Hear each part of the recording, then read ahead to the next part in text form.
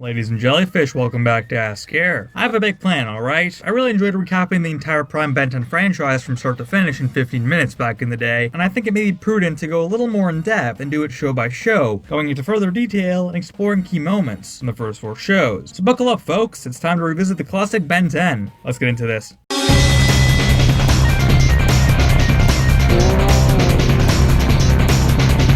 So we jump into episode 1, and then there were 10. Ben's out camping with Grandpa Max and his cousin Gwen, and while they're roasting marshmallows and pretending they can stand each other, bam! Space rock. But not just any space rock, a space rock with a mega what? Oh, my bad, the Omnitrix. Naturally, Ben sees the watch and goes, yeah, I'm a curious little imbecile, and it latches onto his wrist when he reaches for it. And just like that, Ben becomes a proud owner of the Omnitrix, an alien device that lets him transform into 10 aliens, well, for now. Each with a name that sounds like a rejected 90s action figure. Instead of freaking out, Ben's like, cool, now I don't have any chores. Priorities, am I right? So he sets the forest on fire accidentally with Heat Blast, fights against his big robot alien, the Diamond Head, and taunts his cousin Gwen with Wild Mutt. Seems like a pretty reasonable use of his alien abilities. What's it get to do when he's got superpowers? Take a trip to DC and smash up some monuments, obviously. Enter Dr. Animo, a mad scientist with a plan to turn animals into kaiju-sized versions of themselves, because apparently, world domination is easier when pigeons are 30 feet tall. Ben naturally responds to this insanity by turning into a giant 4-armed alien as well as a weird bug alien to defeat Animo and save his cousin who was kidnapped by a mutant bird. Then he turns into a speedster lizard and a sharp-jawed fish to stop a kraken alien who is actually taken advantage of by this dude. So Ben's starting to get a big head about being a hero, literally, because he's turning into an alien with a massive cranium. So the universe decides to humble him by sending 3 alien bounty hunters who are basically the intergalactic equivalent of debt collectors. Their mission? Collect Ben's Omnitrix and maybe explain while they're at it. After some intense hide and seek with lethal weapons, Ben barely manages to hold his own, mostly by running away a lot. But hey, a win's a win, right? Gwen and Grandpa Max are there too, mostly to throw in sarcastic comments and somehow not be too freaked out by all the explosions happening around them. Later, Ben meets Kevin, the edgy kid who's basically Ben, if Ben had spent more time on the wrong side of the internet. Ben can absorb energy from anything, power lines, streetlights, you name it. When Ben and Kevin team up, it's like the best superhero team-up bromance ever, until Kevin decides that maybe stealing Ben's powers and going on a rampage would be more fun. Kevin turns into a mutant alien-human hybrid with all of Ben's powers, with each alien being a tenth as powerful as Ben's. Therefore, with all 10 in his repertoire, he's equal or slightly more powerful than Ben. Still, Ben manages to kick his ass every time they fight. It's season finale time, so naturally we need some epic showdown with a villain who sounds like a throw lozenge, Vilgax. Vilgax is basically the coolest villain in all of animation history. I've made a video about him before. He's just an intergalactic warlord who is obsessed with killing Ben and acquiring the Omnitrix to create his own army of super aliens. Ben has to stop him because, well, he's the only one who can. And Grandpa Max happens to know Vilgax. How? Well, he's basically an ex-plumber, which is a group of intergalactic police who defeat rogue aliens and send them to a prison dimension called the Null Void. After a lot of punching, explosions, and Ben accidentally transforming into the wrong alien multiple times, seriously, the Omnitrix is the absolute worst, Ben finally takes down Vilgax. And how does he do it? By blowing up his ship and then jumping out of it as Heat Blast, flying down on a pyrokinetic surfboard. Later, Ghost Freak, one of Ben's aliens who's already creepy, decides, you know what? I'm tired of living inside the Omnitrix. I'm gonna break out and start terrorizing this Ben kid. Ghost Freak goes rogue. Ben has to deal with the fact that one of his own aliens is now the main villain, and everyone learns the valuable lesson that maybe, just maybe, possessing a ghost might not be the best idea. In the end, Ghost Freak is defeated by Ben, but we all know it's just a matter of time before it comes back, because, well, ghosts never really go away, do they? Vilgax is back, because of course he is. He's teamed up with Kevin, and they're both really mad at Ben for ruining their lives, which, to be fair, is kinda true. Ben's gotta deal with his 2 biggest enemies teaming up and trying to destroy him. It gets more interesting, though, as Ben discovers the master control function of the watch, which allows him to switch from alien to alien at will. This obviously makes him a bit too cocky. This episode is basically a giant boss battle, with Ben frantically switching between aliens like he's playing the game of which one won't get me killed. After a lot of chaos, Ben finally gets the upper hand, and Vilgax and Kevin are sent packing. For now, anyway. But you know they'll be back because villains in Ben 10 are like bad sequels. They just keep coming. Season 3 begins with an introduction to Ben 10,000, Ben's douchey future self, who's introduced after he abducts Gwen to reconnect with his family and defeat future Dr. Animo's latest plan to revive Vilgax. This ends with a lot of mixed reviews and a lot of cool new insight to this lore. And from here on, the meme of Ben 10 plus 1 plus 1 plus 1 begins to take shape as more and more aliens are introduced, from Wild Vine and Cannibal to Upchuck and Wenwolf. By the end of Season 4, there are 22 aliens introduced. After filler episodes galore, Season 4 ends with Ben fighting the Negative 10, a group of the 10 baddest supervillains from the original series. Well, not baddest, that was Rojo, but you know what I mean. This is the ultimate final boss battle to cap off the series, and although the stakes are as high as ever, something's just kinda lacking here. But let's fix that with an even worse series finale. Let's just hope Alien Force is better. So that's the classic Ben 10. Tell me your thoughts on the series in the comments down below, and stay tuned for more adventures adventures, because if there's one thing we know about Ben, is that trouble follows him as much as the Omniverse malfunction. For the next 3 series to happen, I need y'all to show some love on this video. So like, subscribe, comment, and follow all the socials with the links below. I'll see you beautiful ladies and jellyfish in the next one.